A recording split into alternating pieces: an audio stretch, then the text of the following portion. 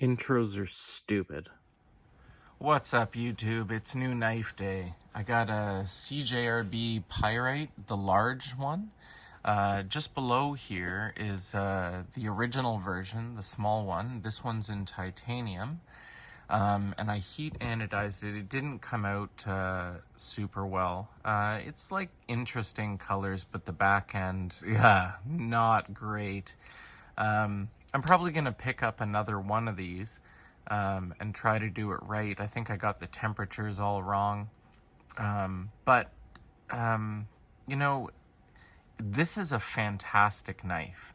Like, the small one is great. Comes in many different forms. This one was titanium scales. You can get it in steel. There was some carbon fiber copies. But without further ado, let's get into it because this is a fantastic knife. And CJRB really packages their stuff nice. These boxes are very nice. So the top just comes off like that. And inside, pretty standard, comes in like a zip up case. Just like, let's get this out of the way for now. So this one's not titanium. This was just straight stainless steel. But I really like it, and the sound that it makes because of it is very cool. It comes with this really nice huge cloth. I'm not going to unfold that right now. You all know what a cloth looks like. But that's the knife. And just if any of you were wondering or thinking about pulling the trigger and you didn't know about the size, that's the size comparison right there. So stainless steel CJRB Pyrite large, and this is the original version. Both button locks. I believe they're both in their AR RPM 9 steel. I believe, well, here's the big one.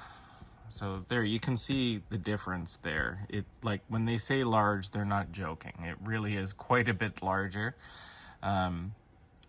This, to me, is like the perfect size knife. The blade, the handle, everything. The ergonomics, the way it fits in your hand, the way it feels in your hand. It's just a fantastic knife. And listen to the sound. Just like this weird little ting. I really like it. And the action is unreal. Obviously, this is on bearings. Or it wouldn't have action like this. Just thumb studs, no flipper. But I don't mind that. Some of my first knives were just thumb studs. I really like thumb studs. It's super comfortable. This knife is just fantastic, guys. Anyway, so you got the size comparison here of the original Pyrite to the large.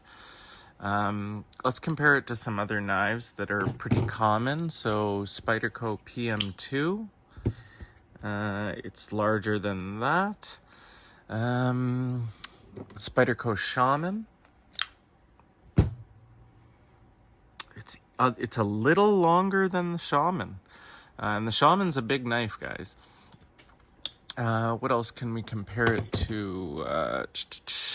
Let's see, the ZT0562. A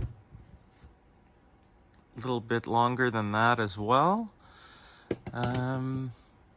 Spyderco Yojimbo 2. Larger than that. Let's see, the Demco 8020.5, larger than that. It's a big knife, guys. Let's get these out of the way. Yeah, let's see.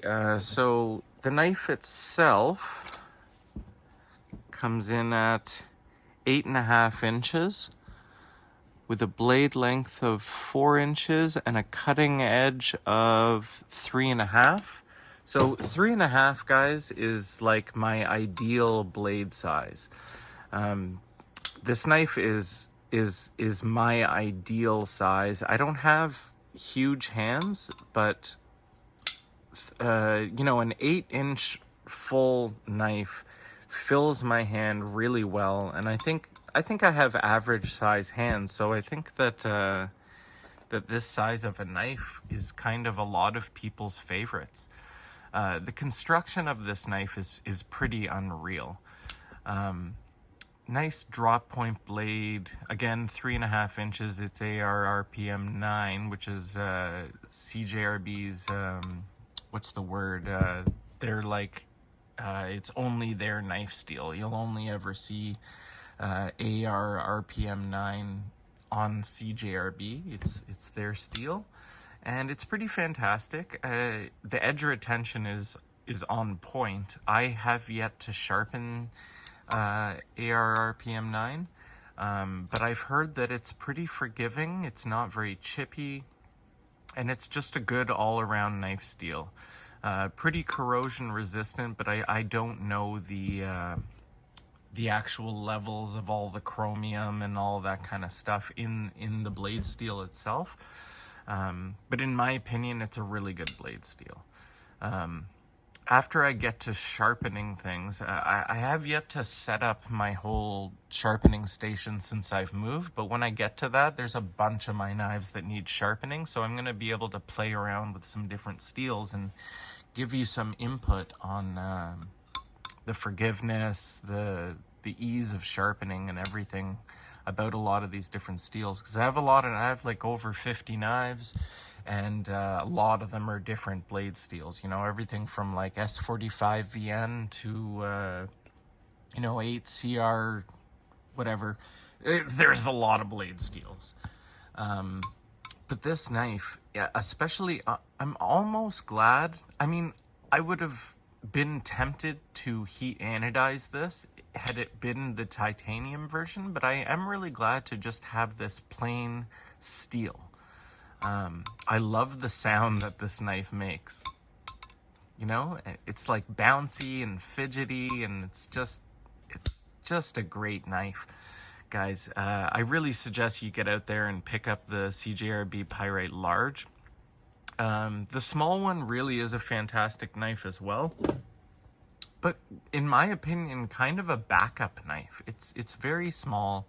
I mean, it's also very fidgety. Loving the button locks. You know, I can't wait until Spyderco, I assume they have a patent, and what I'm talking about is the smock, because this technically is a button lock, right? But it really, at its heart, is a compression lock. It's just that they've added this button, right? And we've talked about this before, that pushes the compression lock out of the way, as you can see. It's really genius, because the compression lock is a much stronger lock than your standard push, like your standard plunge lock, like a button lock. You know, Spyderco obviously has a patent on their compression lock because they designed it. But it would be great if, when that ends, they just let everyone do what the smock does. Because if this was a compression lock with a button on it, this would be like right up there in my top #1 favorite knives. But I can't say enough good things about this knife. I can't, aside from the fact that it would be cool if it had more than one means of deployment. If this had a flipper as well as these thumb studs, this would be unreal. I mean, mind you, the thumb studs, I don't have another knife that operates on thumb studs where the thumb studs are more perfectly placed. This is the most comfortable thumb stud knife to deploy that I've ever held, ever in my life. It is just, they really just fine-tuned this knife amazingly. Like it's fantastic, guys.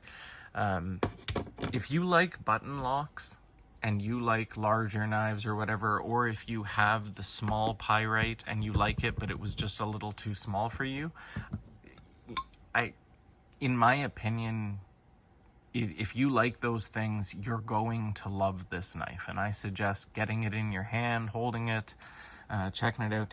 You know, another thing I really like about this knife, and a lot of knives that I see coming out these days, aside from Spyderco, because they tend to just put these big, ugly, stupid clips on it. But straight from the factory, both the small and the large, their pocket clips are deep carry. So you don't have to get a new pocket clip if you really want a deep carry clip and all that kind of stuff. So this knife is just all around, straight up from the factory, exactly what I want. It's fantastic, guys. So that pretty much concludes the review. But get out there, check this knife out. If you haven't held it before, I know that the second you get this in your hand, you're going to love it. You're probably gonna buy it. Man, I'm pretty sure that this knife was pretty much on the budget spectrum. I'm pretty sure this fell in and around 99 bucks. I think I paid $100 for this. I mean, obviously it would be more expensive because it also comes in titanium. And if you really want titanium, you're probably gonna pay like $140, $150 for the knife, I would imagine.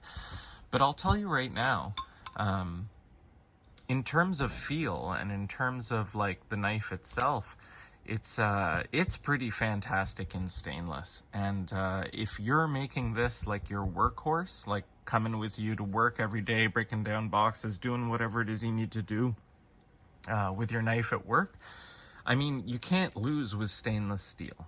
So this is not going to rust. It's not going to corrode. It's a fantastic knife, guys. Anyway, I'll let you go, but go check this knife out. Get it in your hand.